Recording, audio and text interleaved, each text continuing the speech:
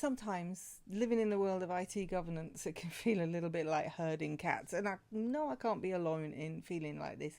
I mean, admit it, if you're involved in any aspect of service management or project management, then there have probably been times when you felt exactly the same. But this is where the beauty of process comes in.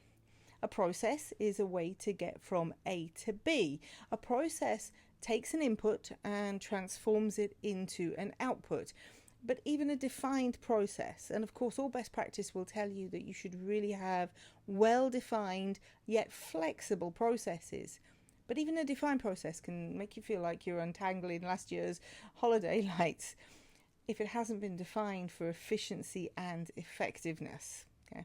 I can't help though, because there are 5 key components that if they're considered for every IT governance process, then colleagues will actually want to follow that process. They'll want to be consistent, and they'll even be champions of the process to others within an organisation.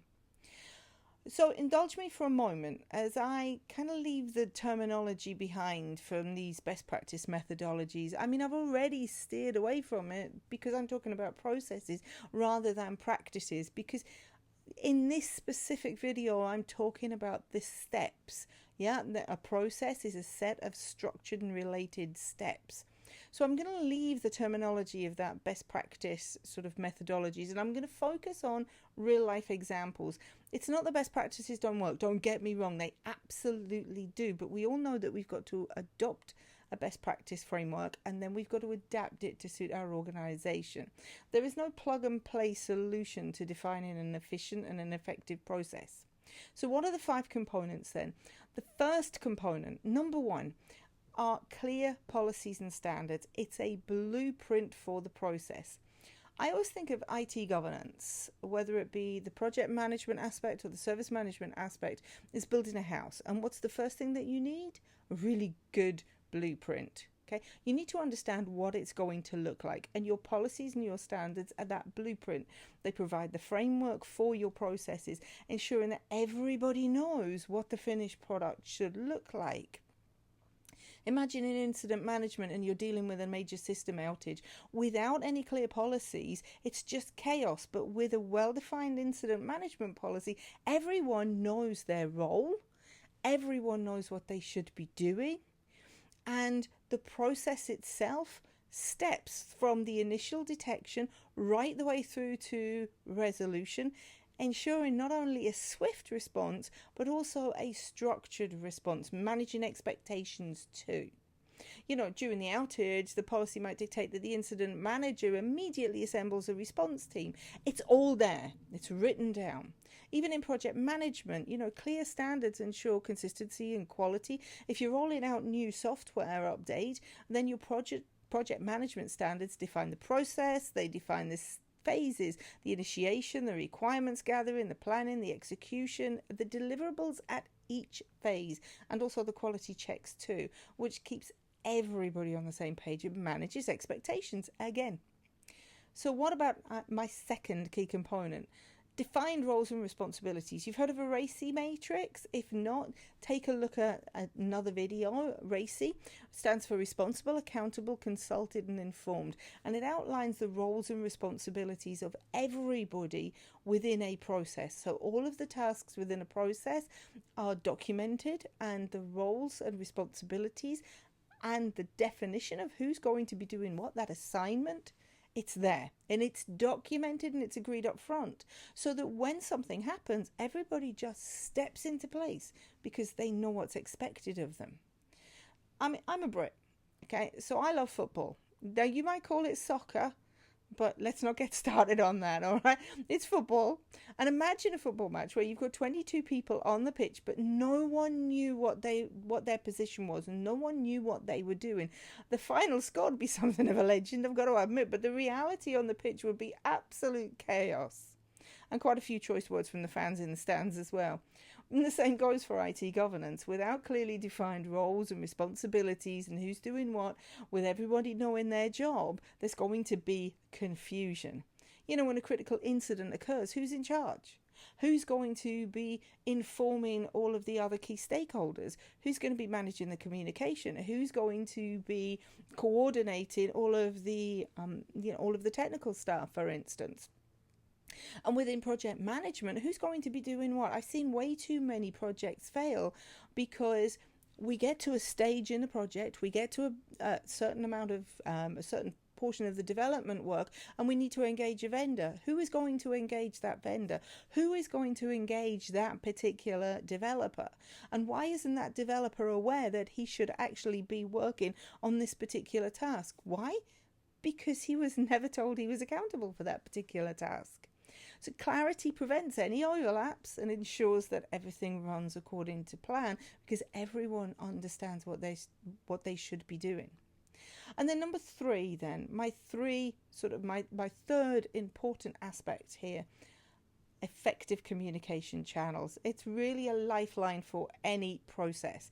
I mean, communication, to be honest, is the lifeline for any organization. You know, I'm a Brit, as you know, the accent gives it away, but I live and I work. I'm also an American, and I live and work in the USA. And you might think that we speak the same language on both sides of the pond, but trust me, we don't. Anyone who's ever asked for a biscuit on either opposing shore will understand that. In IT, governance language is important too, and effective communication channels ensure that information flows seamlessly, making sure that everyone's kept informed and aligned. You know, during an incident, timely, accurate communication is critical, and we know that.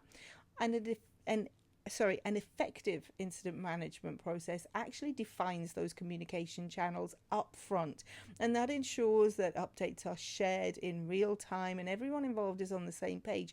Everyone knows that they need to go to that Slack channel or that team channel or a particular web page in order to get updates, because it's been defined up front. And it's exactly the same with project management. You know, regular status meetings, reports, dashboards. Everybody needs to know where to find those. And again, they should be defined up front. So my 4th critical component to any process is understanding risk management. Risk management is your safety net. And people always think of this as being a separate process. And yes, it is. It's a separate discipline. And yes, there are courses about that. However, risk management needs to be considered in every single process. It's your safety net.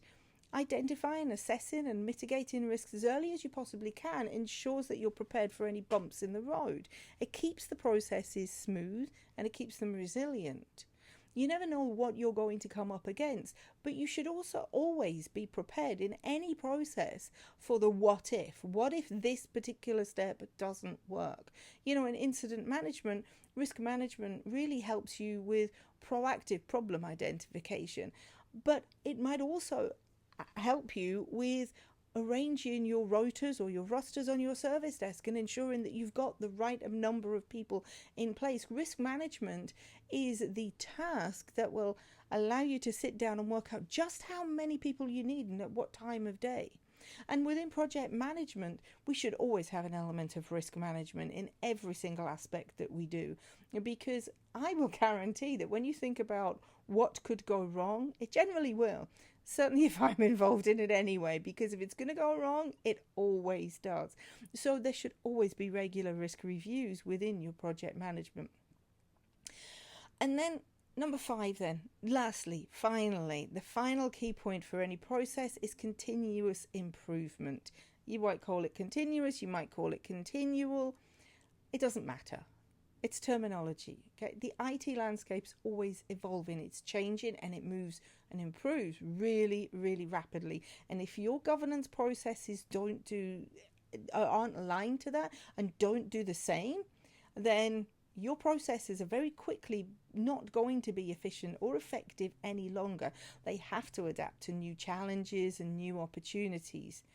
You know, after an incident is resolved, we should always conduct an incident review.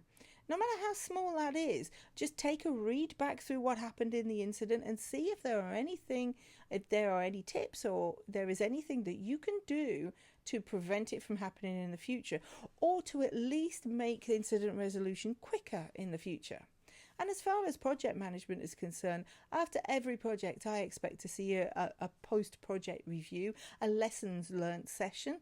I prefer to see, both a review with your stakeholders and also a retrospective with the rest of the PMO and other project managers, so that you can communicate those lessons learned and other project managers can apply them to their projects too.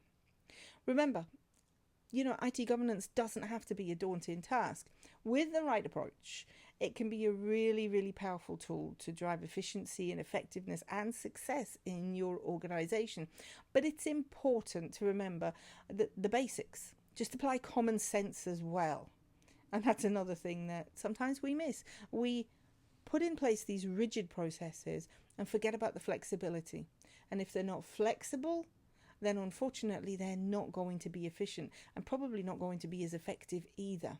So roll up your sleeves, embrace those 5 critical components that I've just outlined, and watch your processes flourish.